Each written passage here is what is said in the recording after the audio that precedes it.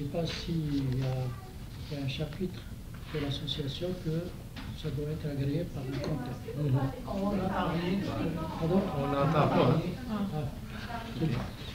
C'est-à-dire, est-ce qu'il y a une obligation pour l'association de passer par un comptable qui agrée les comptes? C'est pas nécessaire. Pas nécessaire. Merci.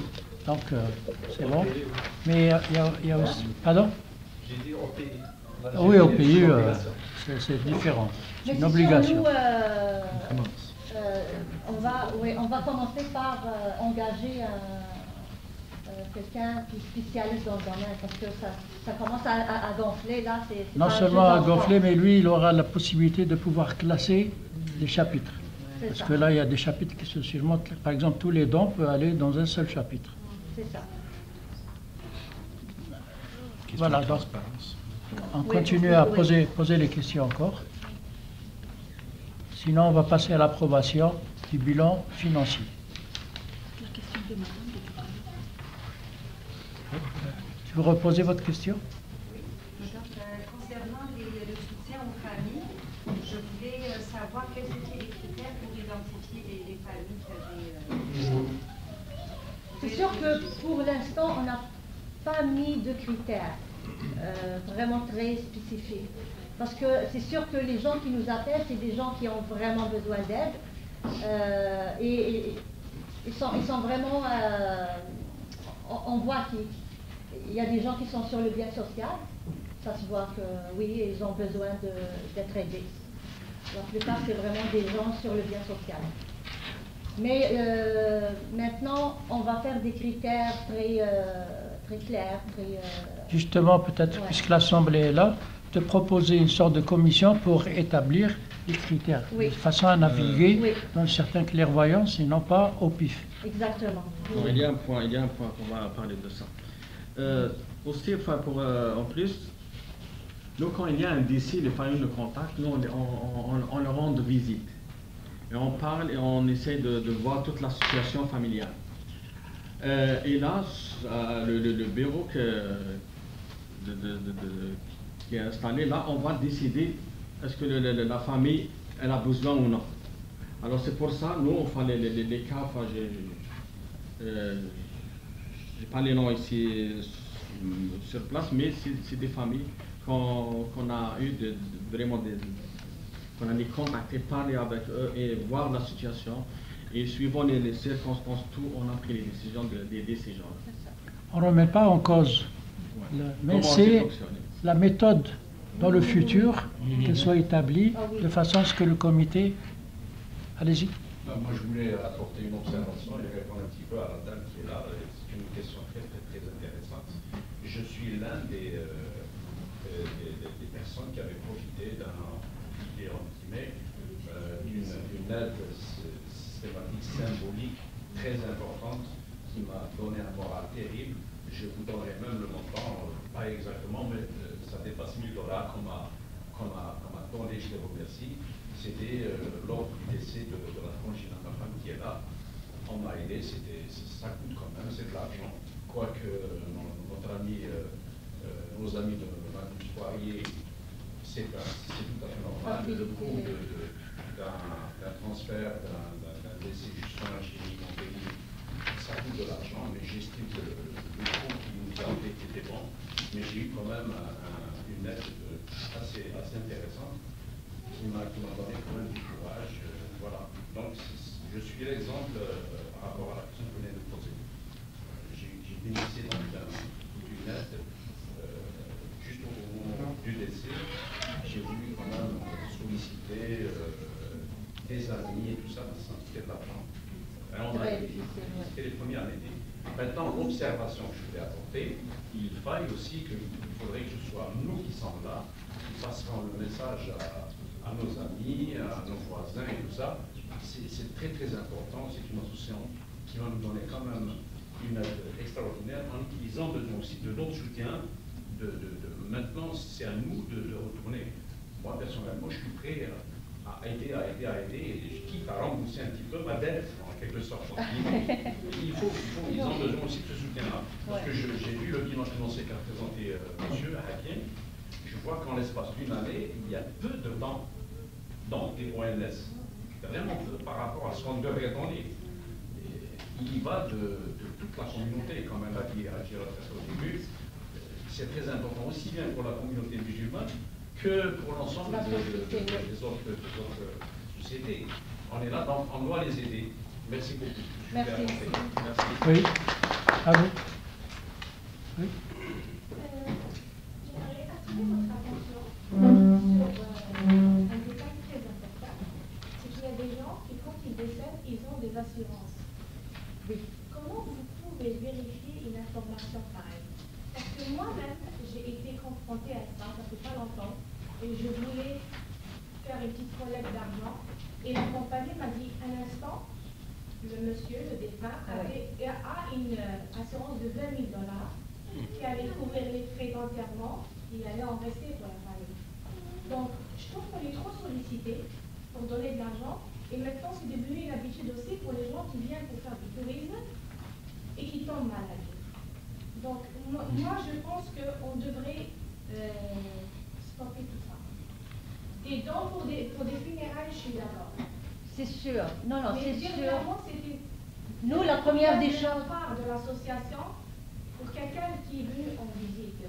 Si ma mère vient, si elle tombe malade, je passerai ma carte de crédit et je la paierai plus tard. Moi, c'est comme ça que je vois les choses. C'est très fort. Oui, oui, oui. Même cette information, on les guide. Et là, la première des choses que je demande, est-ce que vous travaillez? Est-ce que vous avez des assurances? Est-ce que c'est vraiment des Les questions? assurances, c'est difficile à vérifier. Je vous le dis maintenant. Il n'y a que la compagnie elle-même et c'est une information confidentielle. Une sorte de commission ou une personne du bureau qui va s'en charger de ça.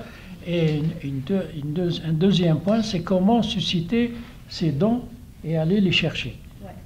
Donc une autre commission ou une autre personne qui sera un peu déchargée. Mais surtout la première, de définir les critères pour lesquels ils vont bénéficier du don. Oui, oui. Oui, monsieur Trommel. Vouloir ramasser de l'argent pour aider les familles, mais déjà l'État donne un certain montant. Et je me demandais par rapport à l'organisme, au niveau de la mission, est-ce que le volet éducatif ne serait pas d'investir davantage dans le volet éducatif et pas plus rentable à long terme que d'aider ponctuellement? Oui, parce que il me semble que ça risque éventuellement de causer des gros problèmes. Oui. Parce que si vous... il va y avoir beaucoup plus de demandes que d'argent qui va rentrer. Exactement. Exactement. Mais c'est ça, c'est dans notre prochain projet, c'est faire beaucoup d'éducation. On veut encourager la communauté à aller faire des assurances. Ça, c'est important. Se couvrir, faire des préarrangements. Il y a plusieurs solutions. Aussi, nous, prochainement, les aides qu'on va faire seulement les gens qui n'ont vraiment pas d'argent. On est une société schizophrène, entre parenthèses. Pourquoi? Quand on demande aux personnes, faites une assurance, si jamais ils disent non, c'est haram l'assurance. Ça, c'est un problème aussi. D'accord. Ça, c'est un problème. Mais quand il a un problème, un proche est décédé, là, quand vous dites, il va tendre les bras aux gens. Voilà. Ça, c'est le haram. C'est ça. Donc, soyons honnêtes avec nous-mêmes. C'est ça. Soyons directs. C'est ça. C'est ça la réalité. On va tous mourir. Moi, je voulais ajouter, c'est vrai, ce qu'il a dit est juste, il est logique. Je voulais ajouter quelque chose. Là, je vous souffle une idée. Vous savez que nous sommes 40 000, 45 000, 50 000 Algériens, pour ne parler que des Algériens, ici à Montréal. Et il y a un avion qui vient chaque jour d'Algérie. Il ramène 150 personnes. Je dirais moins de 200 personnes, notamment en été. Ça nous fait 1400 arrivées par semaine d'Algériens à Montréal qui visitent leur famille, qui repartent. Je ne connais pas le nombre de décès parmi ceux-là, je ne le souhaite pas, mais il y a quand même ils n'arrivent pas à obtenir une assurance touristique quand ils viennent pour passer 15 jours, un mois. Moi, j'ai côtoyé pas mal de personnes, on me dit que ça coûte cher. Le gouvernement du Canada, pour avoir un visa, il privilégie les gens qui mettent une assurance dans le dossier de demande de visa. Mais c'est pas n'importe qui peut se permettre de payer 250, 300 $ pour passer 15 jours ici. Est-ce que Magnus Poirier, est-ce que vous, je ne sais pas, vous ne pouvez pas passer entre la banque et l'assurance de tourisme pour vous-même donner une assurance à ces gens-là qui viennent? Oui, il y a beaucoup. Entrer dans les débats haram halal parce que c'est très... On va pas s'en sortir. Oh, non, c'est très compliqué, c'est très sensible, à chacun ses croyances. Exactement. Mais la personne qui donne la conférence sur le testament, est-ce qu'on peut faire une section foire aux questions ou non? Oui, bien sûr. Parfait. C'est basé toujours sur les questions. Ok. Est-ce qu'on peut rajouter que les gens devraient, j'utilise bien le conditionnel, devraient économiser comme le font les chrétiens? Oui, ils économisent pour leur dernier jour et pour leur mort. Oui, ils achètent leur cercueil. Oui. Alors, faisons en sorte que nos funérailles soient payées par nous-mêmes. Oui, c'est ça. C'est là que notre rôle arrive pour donner l'information. C'est pour ça, de voir les acquis et le futur. On a soulevé la question pédagogique et la question disons, d'investigation pour ramener l'eau au moulin. Bon. Je pense que lorsqu'il y aura le comité, chacun va avoir un rôle à jouer, et à ce moment-là, il faut consolider pour aller chercher et éduquer les gens. Et là, il y a tout un travail, un programme à faire, et continuer, parce que le premier pas est bien fait. L'objectif est atteint, c'est-à-dire d'avoir un cimetière. Parce qu'au début, il n'y avait pas de cimetière. Oui. Enfin, plus ou moins, il y avait d'autres cimetières, mais maintenant c'est un cimetière plus ou moins autonome, qu'on contrôle et qu'on a, si on veut, la volonté de pouvoir arriver. Cette étape étant finie, nous avons vu visu le cimetière, grâce aux efforts aussi de M. Cuvier, M. Poirier. On est une association, on a le talent, je dis toujours, le talent, l'énergie et l'audace. Parce qu'on a cette vision des choses, qu'on veut changer les choses. D'accord? Parce que depuis 2014, on a vu des catastrophes et on a dénoncé, et on va dénoncer encore si on voit des catastrophes. Comme association, on est bien encadré par plusieurs... on est guidé par l'expérience des comités de l'au-delà, patrimoine funéraire de Montréal, qui nous ont quand même soutenus. On a appris beaucoup de choses avec eux, avec M. Jacques Poirier aussi, qui nous a vraiment soutenus. On apprend toujours avec lui. Et on travaille en collaboration, on collabore. Et on a beaucoup de projets. On est une petite association, mais je vous dis là, ça va faire. Mais on a besoin du soutien de notre communauté. On peut aller à l'avant. On est très transparent. S'il y a que les gens disent oh, moi ça me dérange vraiment pas parce que tout va être sur le papier, soutenu par des avocats, par des gens du métier. Alors je pense que il n'y aura pas de problème, au contraire. On va avancer, on va changer les choses, on va donner le meilleur pour notre communauté, Inch'Allah. C'est ça. Cotisation, donc le financier va nous donner qu'est-ce qu'il y a, l'état des lieux et quels sont les désirs. Enfin, pour les cartes de membres, ce sont des cotisations des membres de $20. Dernièrement, on a décidé de garder les $20, toujours comme ça. Pas de changement pour l'année prochaine. C'est ça. $20 pour chaque tout le monde, oui, $10 pour les aînés et pour les étudiants. On ne veut pas faire un autre fardeau sur les épaules des gens là. Déjà c'est difficile la vie. Alors on veut vraiment aider. On veut pas $20 quand même. Avec les cotisations, on a fait beaucoup de choses avec ces $20. Alors oui, c'est approuvé. Alors donc on a épuisé la période.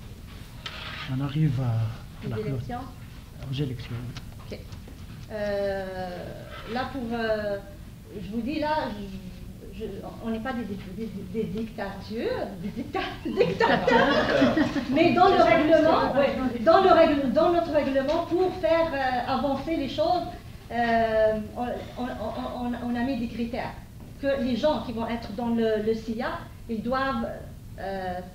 devraient travailler toute une année avec nous comme bénévoles. Et là, on a approché quand même Madame Lilia Derbel. Madame Lilia Derbel a travaillé avec nous, c'est elle qui a conçu le site web. Je pense que tout le monde l'a vu. Elle travaille là-dessus, elle travaille vraiment fort là-dessus. Elle fait beaucoup d'efforts. Alors on l'a amenée à être dans notre bureau. Il y a Madame Joanne Soligné. Elle aussi, elle nous a aidés le long de l'année comme bénévole. Et on aimerait qu'elle soit... Parce que on cherche des personnes qui ont l'intérêt, qui ont des choses à apporter pour faire avancer les choses. Il y a monsieur aussi, monsieur Abdelrahman Belhirat. Oui, monsieur Abdelrahman Belhirat aussi, il nous a quand même soutenu toute l'année. Il est, en tout cas, ils vont se présenter pour... je ne sais pas, on va attendre.